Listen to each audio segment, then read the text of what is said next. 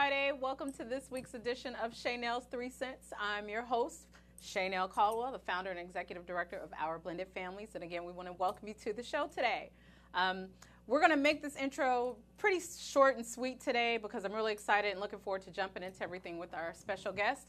But before we do, of course, I want to go into my little 3 cents about some of the things that have happened this weekend in our world. Aside from, yay, all things going on in the world of politics with our awesome number 45 and all the people that are flipping and turning on him. So again, make sure you're staying in touch with what's going on in the community. Again, it affects how you're taxed. It affects how all your money is coming out of your pocket. It affects your jobs and whether or not you're going to be able to maintain your job in the particular contracts that you're working on. And ultimately, it's going to trickle down into your community and how things affect your schools and things of that nature. So please, stay in tune with what's going on in our government and how things are slowly but surely unfolding.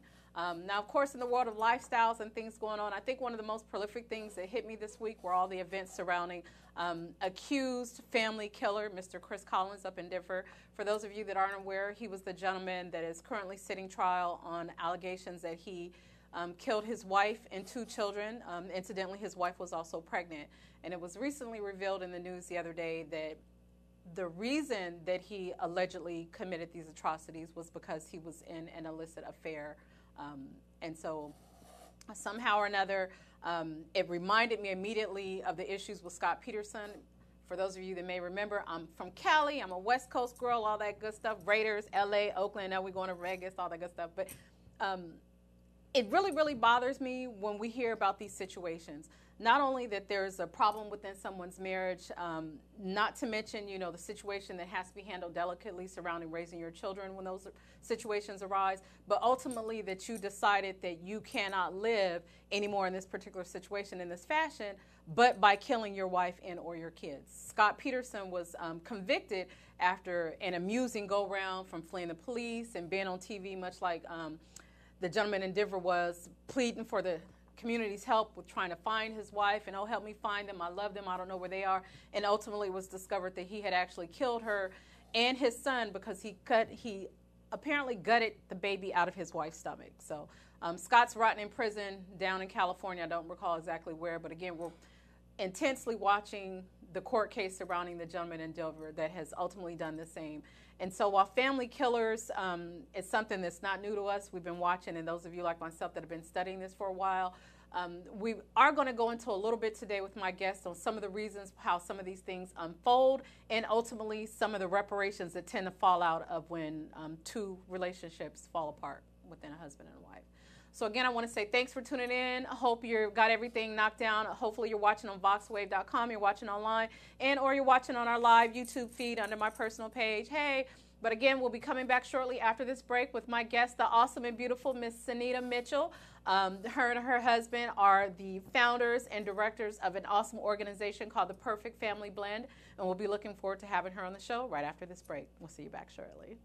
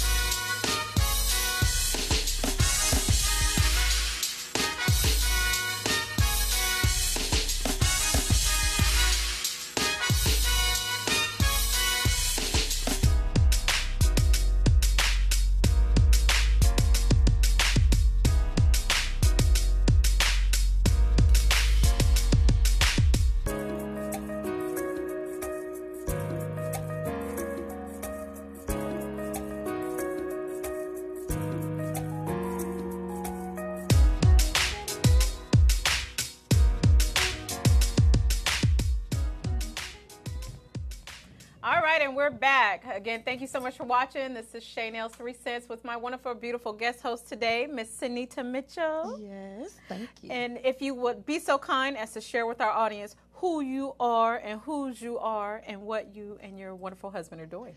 So thank you so much for inviting us to the show today. Well, me to the show today.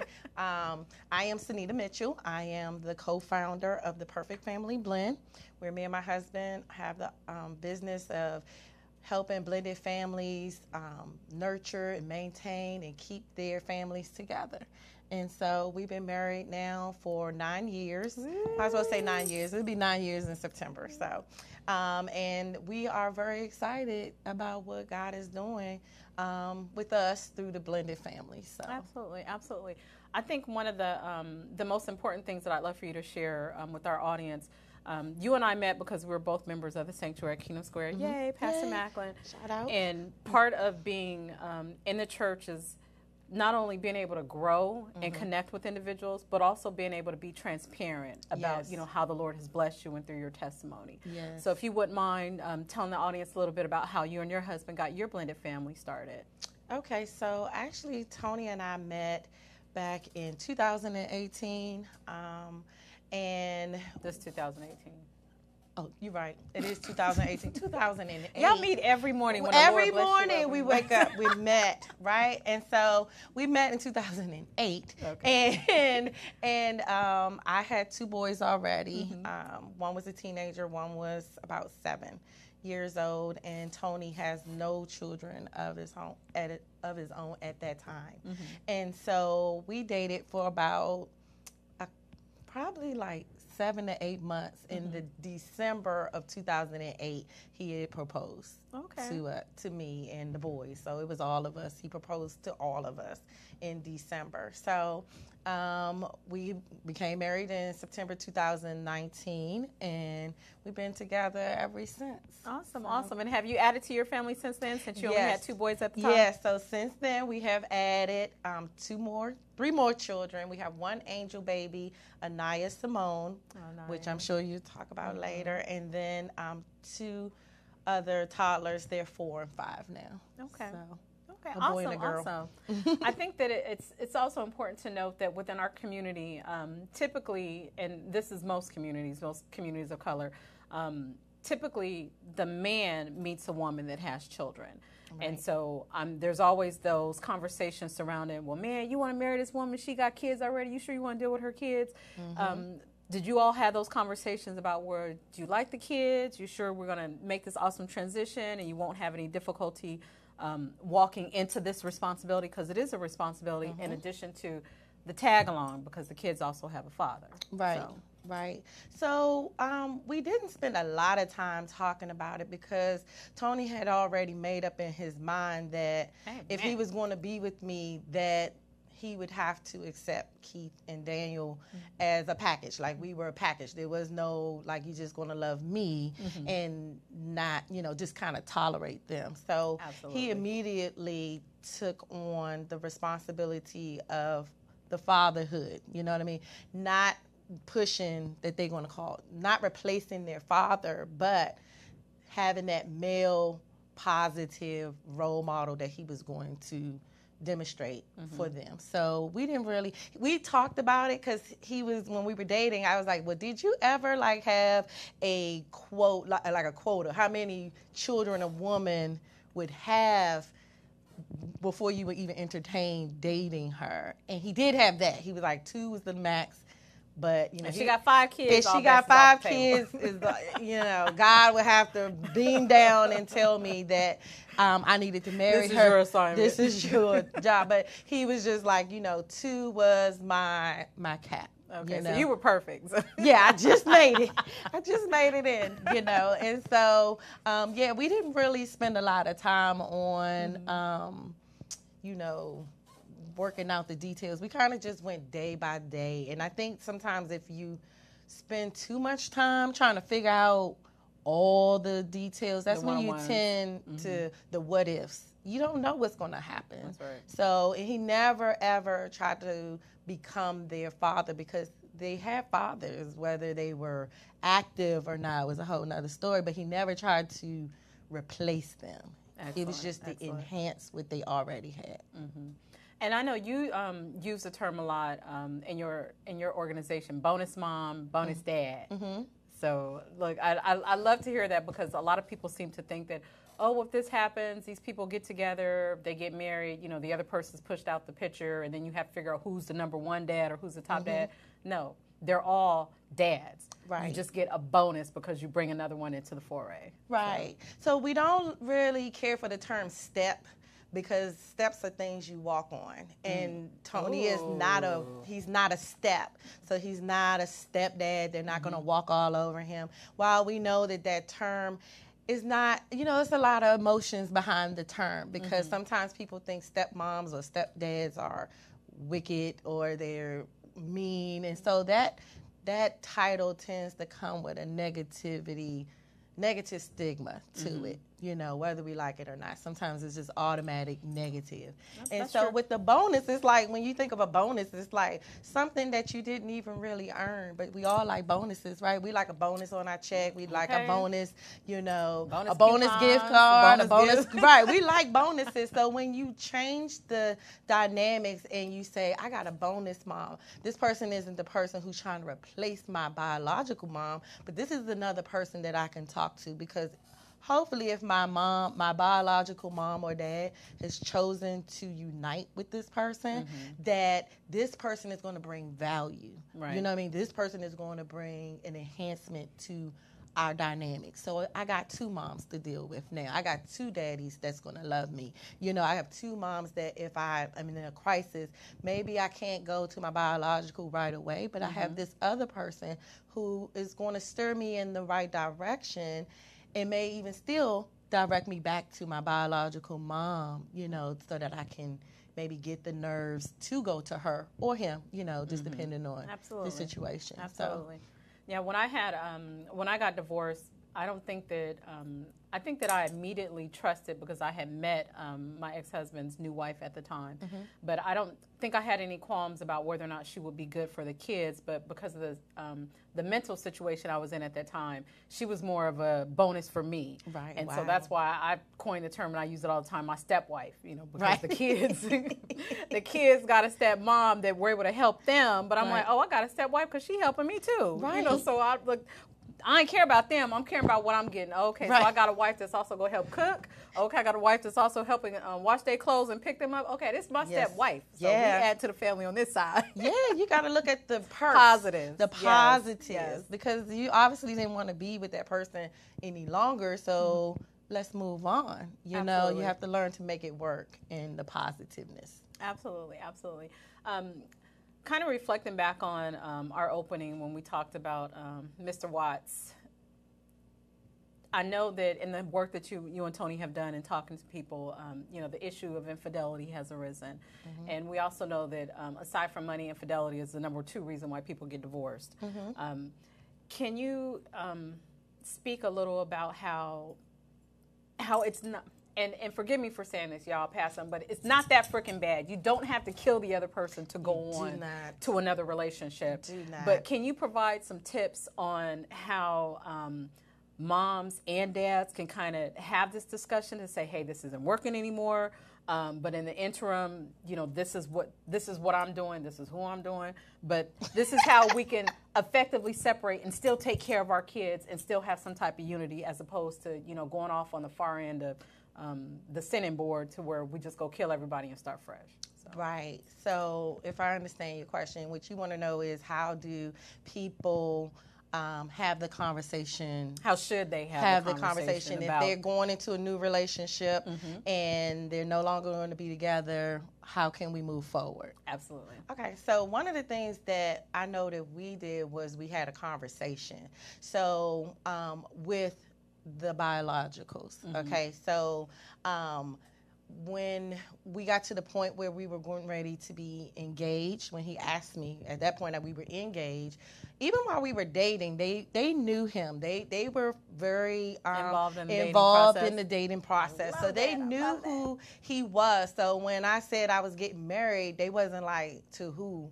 You know what I mean? So that was clear. Was he their uncle while you was dating? No, he was Mr. Tony.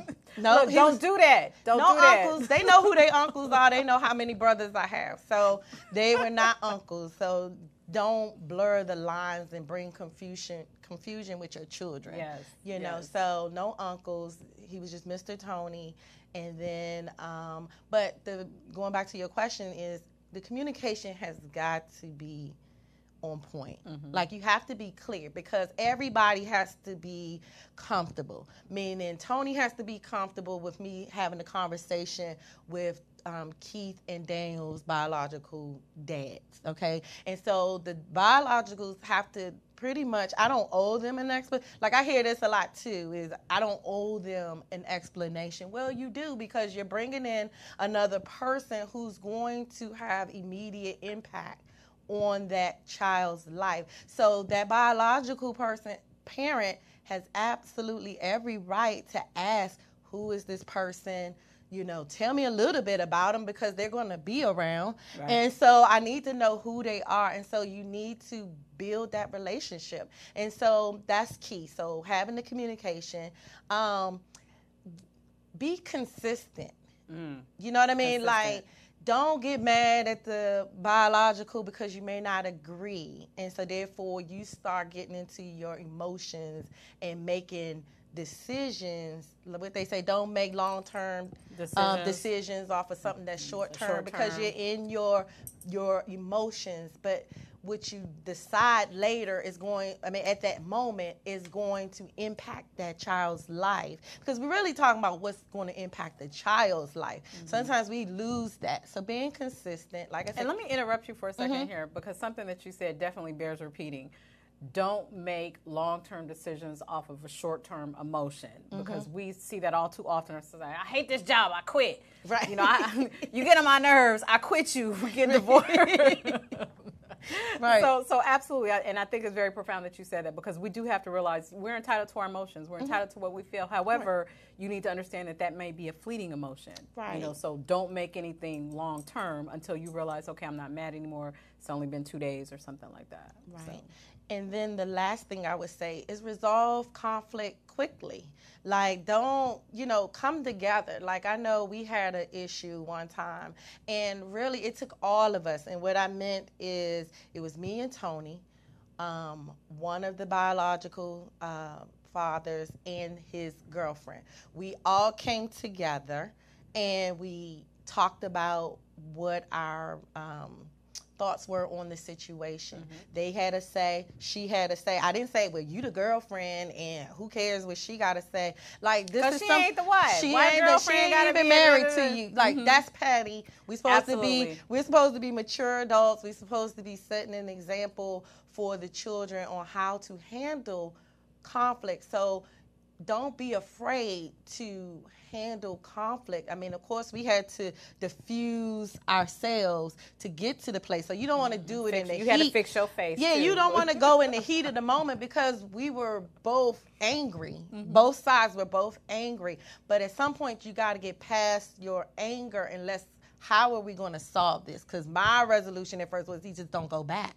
But I can't keep him from his daddy. But see, that's what we're talking about. Say that again. I cannot keep him from his daddy. Hello. So that's me. You know what I mean? That's me making an adult decision for a child who has no say. He's just sitting there. Right. You know what I mean? And so we got past that. We met together, and we were able to resolve it. I mean, and it was heated. Like, let's let go of everything's going to be peachy, keen. Like, sometimes your conversations are going to be difficult. Like, there are going to be conversations that you have that's going to be tough, and it's going to hurt the other person, or you may get hurt. But as an adult, it's like in your marriage, we tend to be short-fused, like just throw everything out the window. But when you get married, but when you go to work, and the people at work get on your nerve, you don't be like, oh, I ain't come. You be like, I I'll be back tomorrow. I'm going to go in my office. I'm done for the day. But then the next day at 7:30 in the morning or whatever time you got to be there, you're going to come to work. You know what I mean? And so you cannot quit on the relationships, especially the ones that you are in covenant with. Absolutely. You can't walk out on that. So those would be my 3 top things. Okay. All right. Well, we're going to go a little bit more in depth on that when we come back. We're going to take a quick technical break, and we'll see you guys back here in about 1 minute. Okay. I know. Look,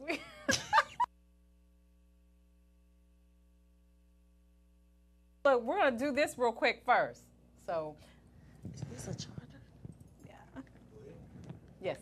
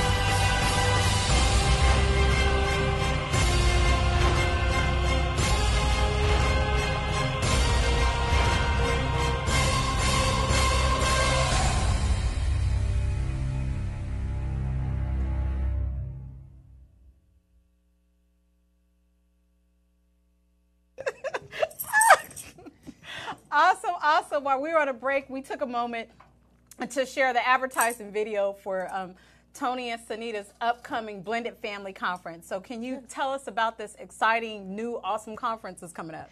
Yes, so we have the Perfect Family Blend Conference coming up on September 28th through the 29th. It's going to be held at the beautiful Marriott in College Park. We have so many speakers, which you are one of them. Whoop, whoop.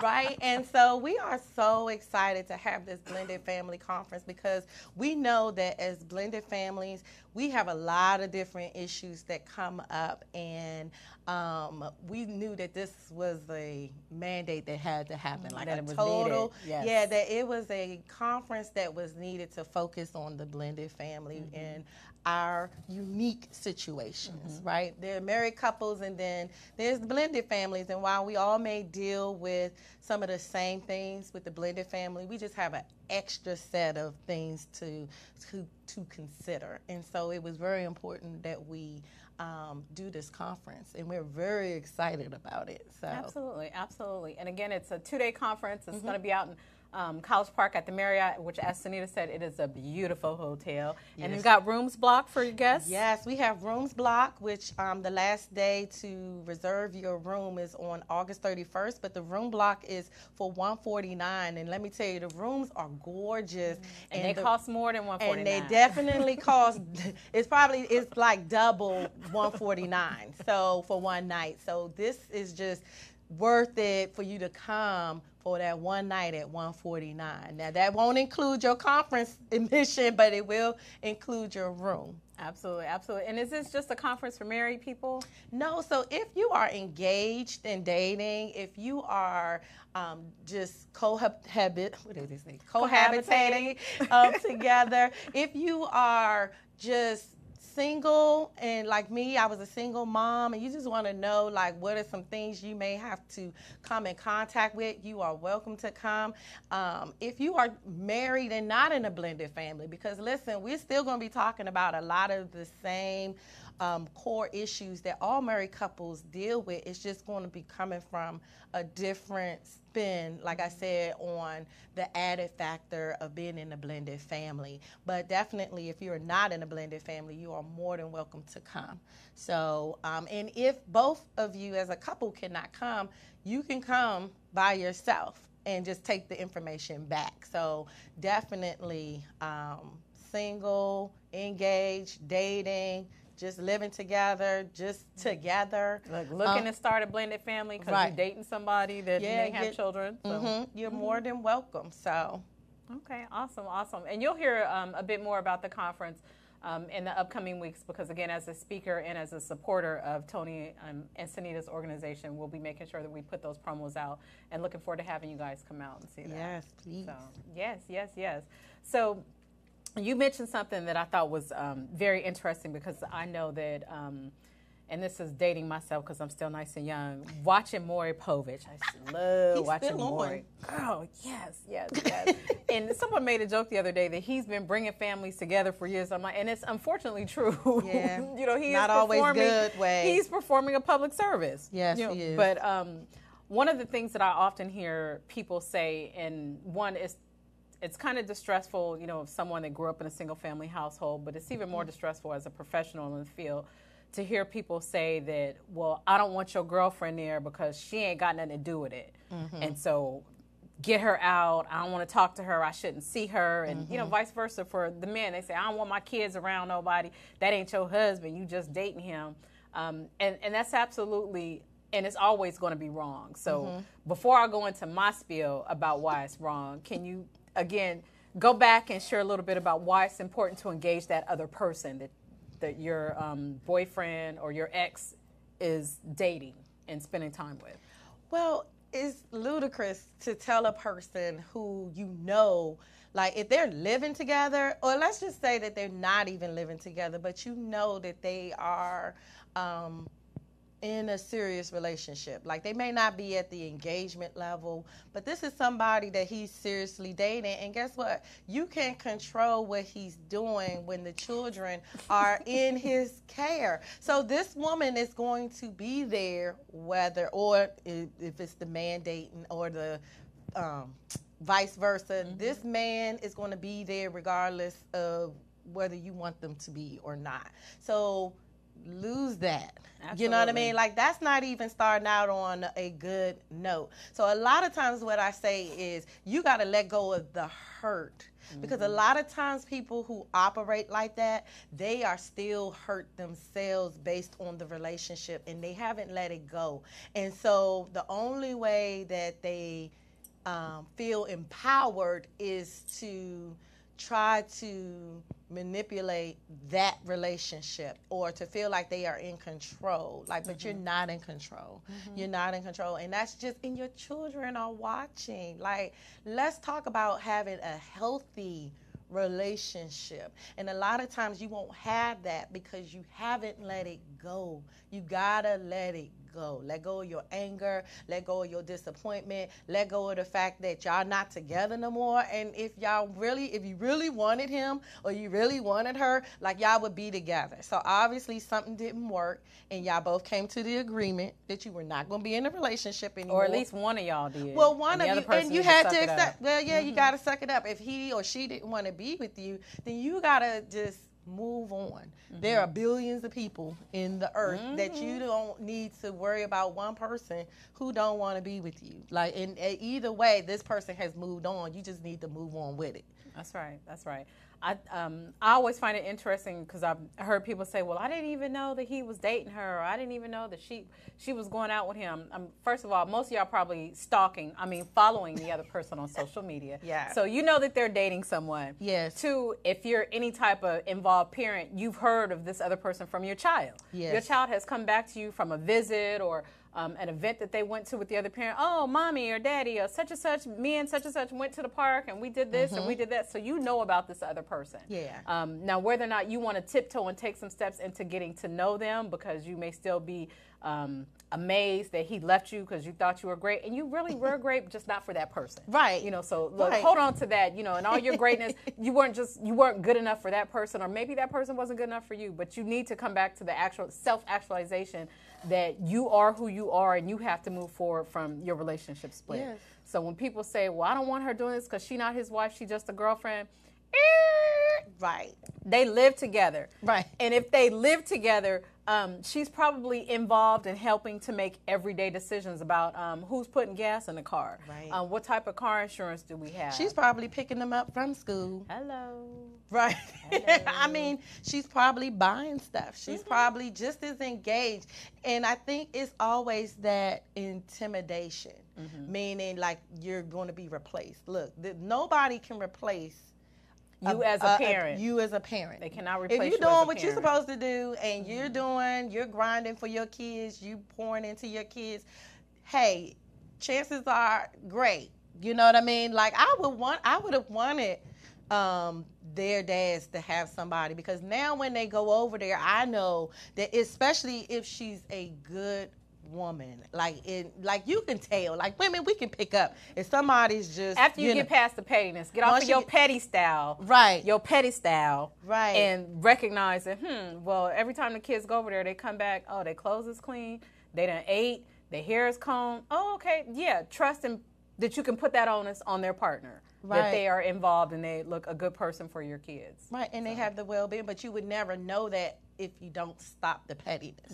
Give that person the opportunity, and he or she they're going to make mistakes, because they just like you do. Right, just like you do as a mom or a dad, you make the mistakes, but you make the best decision that you can at that chance. Now, that's for the person who is really wanting to be involved in your children, because sometimes they may date somebody who is distant, but right now we're just talking about the person who really has an interest in your children, and you know that they have their best interest, and you know when you've been petty, right? We know when you've been petty. We just go pause right there. Pause right there, say loud. Yeah, you know when you're being petty. You know when you're being petty. You need to stop. And, right. and you guys know how I say that all the time. It takes a community. Girlfriends, when you hear your girlfriends saying, oh, you shouldn't do this, you shouldn't do that, I'm not going to do this, you need to get a new girlfriend, okay? Because your community should be supporting you. Just like with marriage, we say this all the time, the people that are at your wedding are your supporters. It is their duty and responsibility to say, hey, Anita, you shouldn't be doing that. Hey, Tony, where you said you was going, should you be going over there? Those are people that surround you. They're supposed to be checking you, be like, don't do that. You know, you need to do a better job, or I think you need to look left or get off your petty style. So, look, don't let your friends steer you wrong and get you jacked up, because they probably single too and don't have no kids or no boyfriend. Right. Amen. I can't say nothing behind that. And that's usually the case. So that's a key point too, is you have to be careful in this situation on where you get your advice from.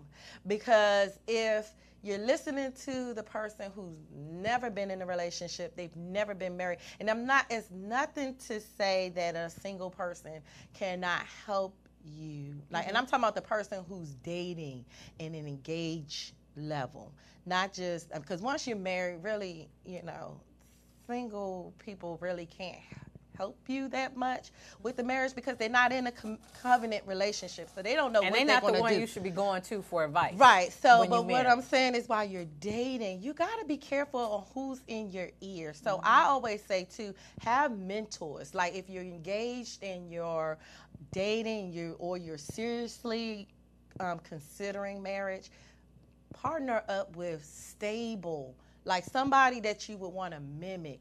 Partner and ask them to be your mentor. Most people will say, I can be your mentor, because you need it. Because especially if a person such as Tony is coming in and never been a parent before, like he's never had to make those type of decisions, but now he's automatically thrown into a parent role. You need a mentor. You need somebody that you can bounce off ideas on, because we're not going to all go through the same thing, but if they've already been on that road, they can definitely help you. So. Absolutely. And you can do that for free. Usually when we talk about mentors, you don't have to get one, somebody at your church, some deacons or some ministers, maybe an aunt or an uncle, where you watched them growing up as a child or a young person, and you appreciated their marriage. You should want to try to model your marriage after them. You can find some examples in your community. Right. So. And that's if you're in a blended family or not. You need to have mentors. You need to have somebody, like we said before, that's going to hold you accountable. Like, that was just really dumb. Or that was really, you didn't think that through.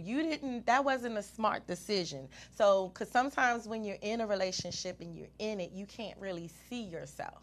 You know what I mean? You can't smell yourself. And sometimes the people closest to you, such as the person you're dating or you're engaged to, you don't really hear them because they're so close to you, or they're not sure how to tell you that you're really just being petty. Right. You know what I mean? Without it becoming a blown up thing. So sometimes you need that outsider who's going to call you to the carpet and that you're really going to respect. Like if that person said, I'm being petty, then I'm being petty. Right.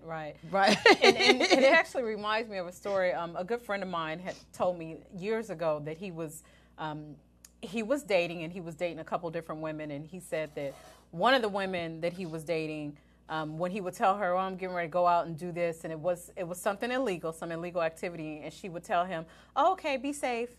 And the other woman would ask him, "Well, are you sure you want to do that? Well, do you have any alternatives?" And he said, ultimately, while he liked both of them, he realized that for his future and to make sure that he was able to grow with his family and grow as a man, he needed to go with a woman that did not agree with him and did just not accept anything from his behavior. Right. And we should do the same with our friends. If your friend is telling you, well, I'm doing this and I'm doing this, and it's something that's wrong, and you know it's wrong, one, because it's either biblically wrong, or two, is morally wrong, and your friend is like, girl, you should go ahead and do it anyway, you need to drop that person. Right. Drop that person as a friend, because they're not meaning you any good, and they can't edify you as a person. Right. So I think too many of us are not paying attention to that. You end up getting into quote unquote partners in crime as opposed to a good friend that can, pour into you. Right. So. And when people pull you to the carpet or show you the errors of your way, be open to it. Like, nobody likes correction. No, as much as people will say, "Oh, I love good constructive criticism," that is I do, so, but it hurts. It hurts. It hurts. It hurts, and it hurts to have to accept it.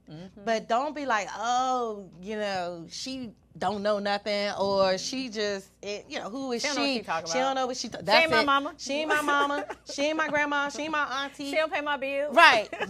But you're saying stuff that people say, and so it's like, but you gotta be willing, which means you shouldn't be having a whole lot of secrets. I know people are with this like undercover dating, and nobody know who you dating until you pop up and say you engaged. When you have a reveal party, ta-da! Right, I'm engaged. And that's fine. Like, I don't think you need to let everybody know your business, but trust me, people know your business before you even say anything. So you're really not hiding anything. But when let me interrupt you real quick. For those of you that don't know, Anita and I have the same dad. And our Father says he corrected whom he loveth. Okay, yes. So if you are looking for, I don't want to be criticized, know that correction, good correction, proper correction comes out of care and concern. And that's out the Bible. So. That's out the Bible. And that's it. We don't even have to say that. But it's just like it all goes back to being accountable. Sometimes we don't want to be accountable for our actions. Why? Because we don't want to own up to the fact that we may be wrong. And so sometimes even in a blended family, you're going to make mistakes. And you're going to make mistakes as the mom. You're going to make mistakes as the bonus mom. You're going to make a mistake, no matter what you call yourself, bonus mom, step mom. There's another mom out there. Whatever you call yourself, you're going to make mistakes, and it's okay.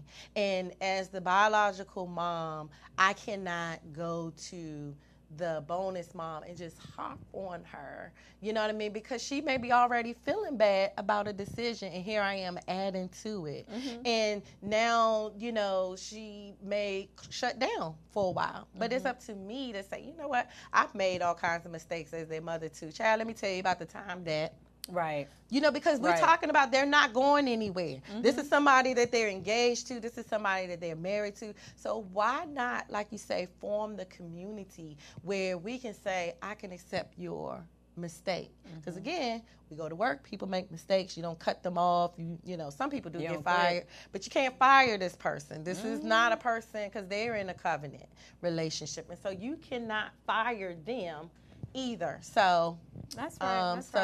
Right. And I think that also ties into that whole, when you demean someone or you berate them, you have to understand that there are always going to be consequences. And you want the consequences to be minimal. If you tell, look, the bonus mom, stepmom, well, I don't appreciate you combing her hair, such and such and such and such. her consequence and her understanding of the situation will be, well, I ain't coming, nobody's here.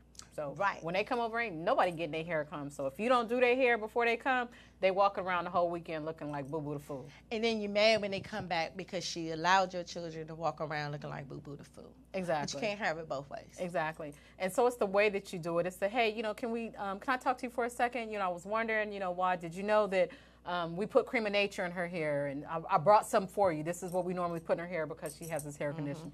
And or my son, he may have something on his head. He has to go to, try to get an appointment at this particular barber, because your barber messed his hair up, or your barber did it the way that his hair didn't look right, or something like that. So it's all in how you talk to somebody. It's okay to say, I didn't like the way his haircut was. Next time, could you do this? Like, it's okay. It's not because you ain't gotta like everything. Know that. You don't always gotta be like, oh, that was cute, and you be like, because then she thinks or he thinks that that's something that you approve of, and then they'll do it, and they'll keep doing it under the notion that you were okay.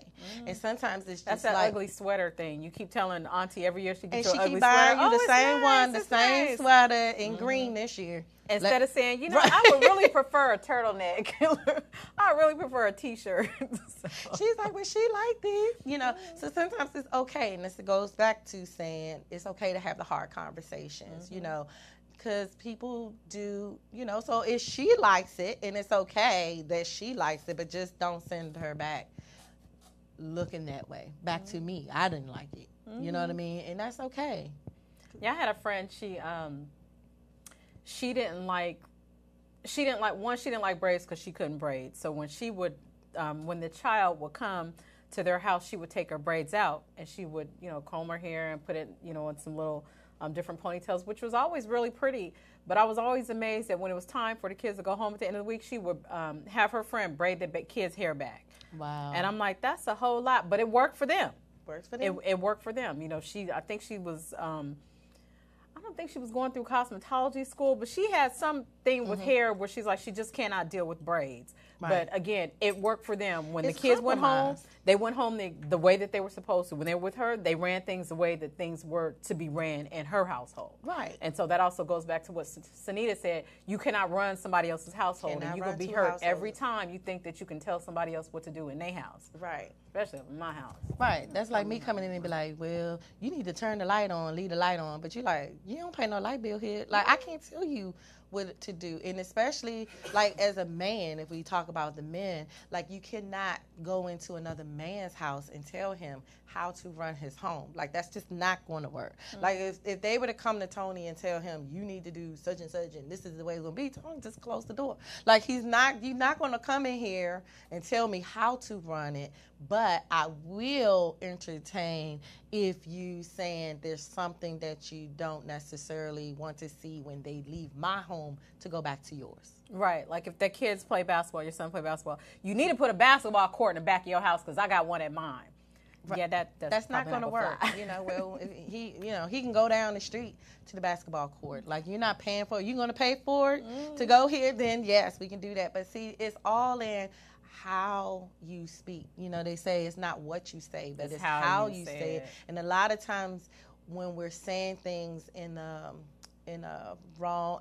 really harsh way, sometimes it's legitimate. You are being mean, you're being petty, you're being, you're not being helpful. And then sometimes it's just you're saying things, but you're not realizing that you're insulting the person that you're talking to. Yeah, you do. And so, you're being insulted. Yeah, because if you just talk, it depends on what you're saying. Because sometimes a person is just saying something and they thinking that they are being soft, but again, it just depends on the dynamics. Because if you got a lot of emotions, no matter what that person says to you, even if they are being very genuine, like most of the time they're being very genuine, very delicate, very, I want to make sure I'm saying the right thing to you. But if you are hurt, no matter what that person is saying to you, you're not going to receive it, and you're going to see it as an attack no matter what. If they're sitting there talking with you with the biological, you still going to take it as an attack. But that's your problem, not hers or his. That's her problem. And timing is everything too. time to, tell the bonus mom that you messed up my daughter's hair is not during the graduation ceremony. So you did her hair like that? You can wait till afterwards, maybe the next day. So again, timing is also a very important part of these conversations. So yeah. And like, I don't know, when we talk about school, so now we talk about school time, a lot of questions that we get is, do the bonus mom go to the school? So like, say there's a kindergartner or someone who's just entering, high school kids, they don't really want you there no way, but everybody want to take all those pictures on the first day of something, the first day of middle school, the first day of high school, and sometimes the biologicals can be like, I don't want you there. What do? You know what I mean? So we actually had talked about this. Wait till she leave. Right. What we talked about was what is best for the child.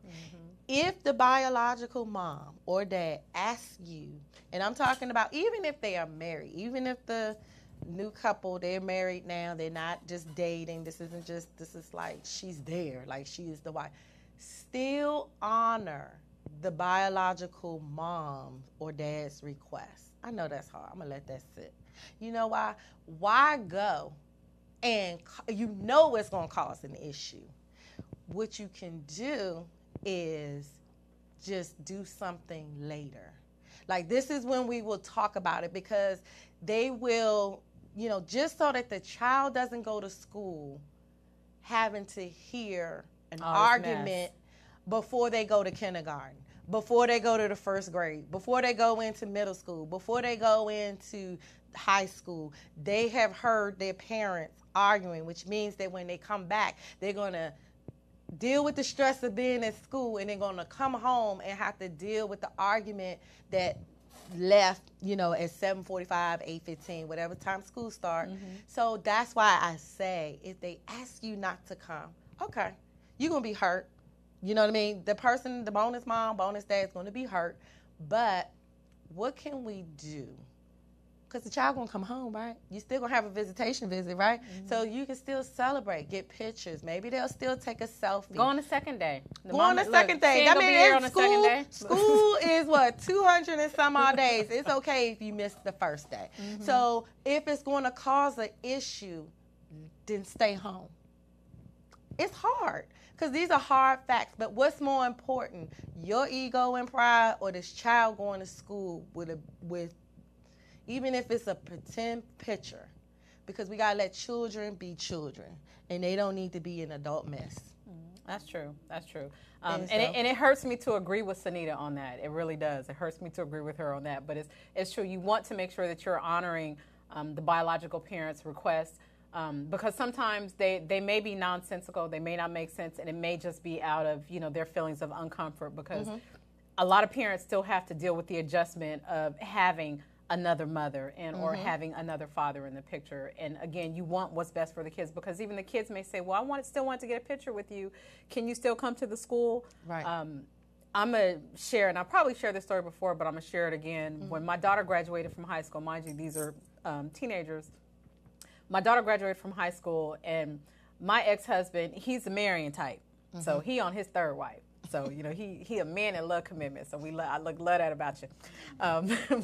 But when it was time for us to take pictures, we took sets of pictures. So we got pictures of myself, my daughter, my son, and my ex-husband.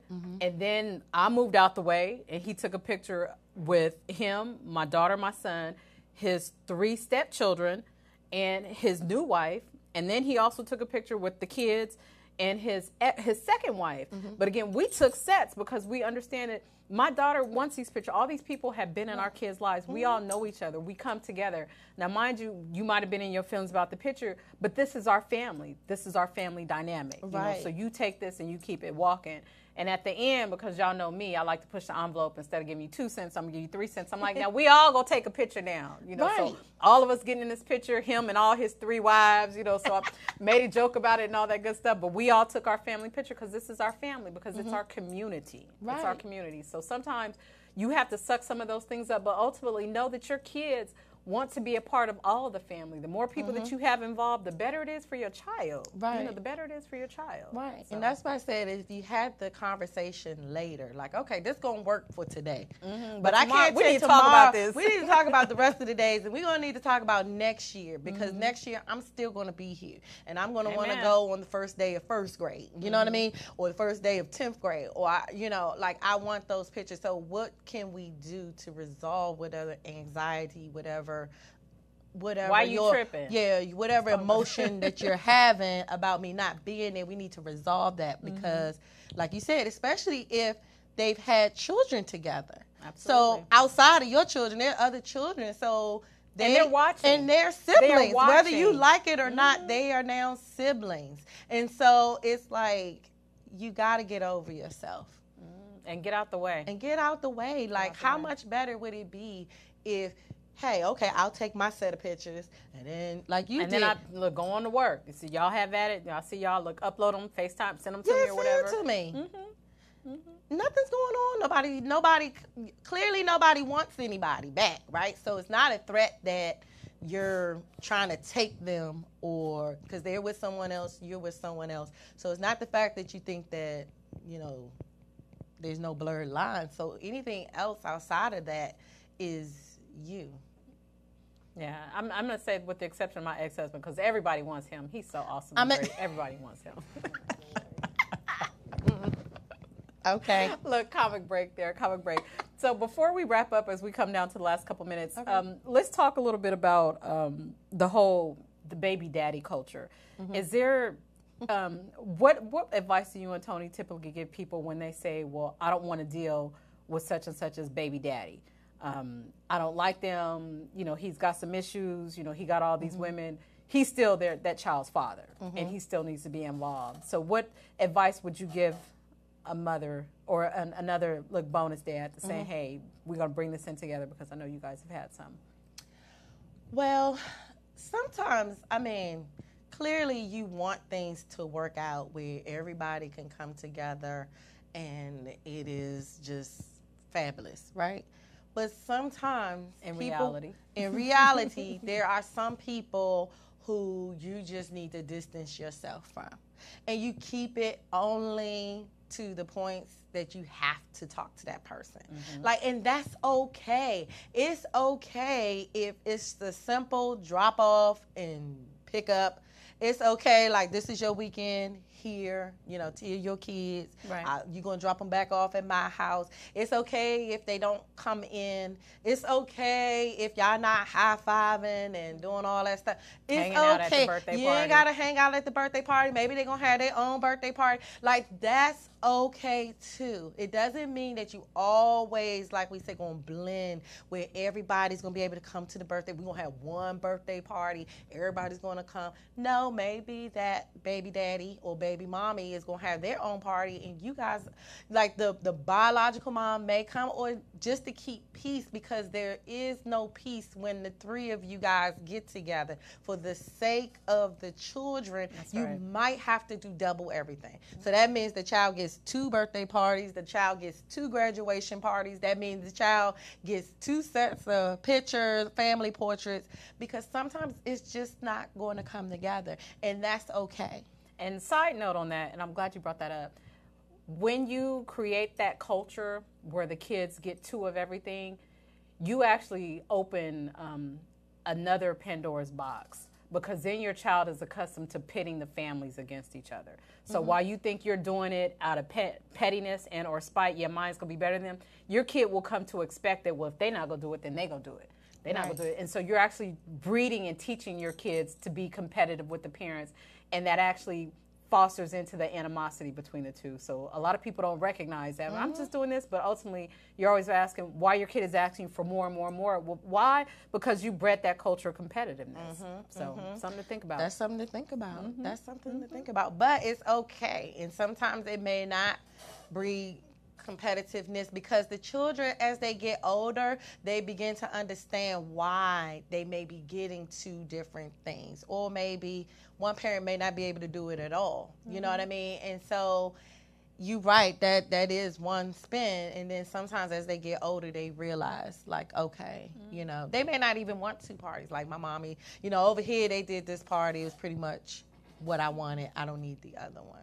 But sometimes they just come to know that they're going to have 2 parties. And they recognize, and as they get older, they will let you know, Mom, you was wrong, and or Dad, you were wrong. So that's also a rude awakening for parents when they have those dual relationships. So again, I want to say thank you for coming out again, Anita. This has been awesome. And before we leave, can you tell our viewers how they can get in touch with you and Tony? So you can find us on Facebook at The Perfect Family Blend, on Facebook, and then Twitter, the same thing. Everything is The Perfect Family Blend. We have info at theperfectfamilyblend.com if you want to email us, and that's where you can find us. Awesome, awesome, awesome. So again, we want to say thanks for coming out. Looking forward to seeing you again at the conference September 28th and 29th up in Hyattsville at the Marriott for the Blended Family Conference. Come one, come all. Again, you don't have to be married to come and join this conference. And while we'll be talking about a lot of situations that have to do with families, we'll be giving some great seminars and conferences about how to enhance your marriage, great seminars about how to increase your finances, great seminars on how to deal with relationships and things of that nature. So it's going to be an awesome event. We want to make sure that you're able to come out and join us on those 2 days. And if we have if you use the code word RENEW, RENEW, RENEW, you'll get a special discount by going to www.theperfectfamilyblend.eventbrite.com, and you'll see the savings that you'll have just by using the code word RENEW. Awesome, awesome, awesome. So again, thanks again. We appreciate everyone that tuned in today. We hope you like everything that we talked about, but if not, at least you heard it. We'll see you back next week. That's right.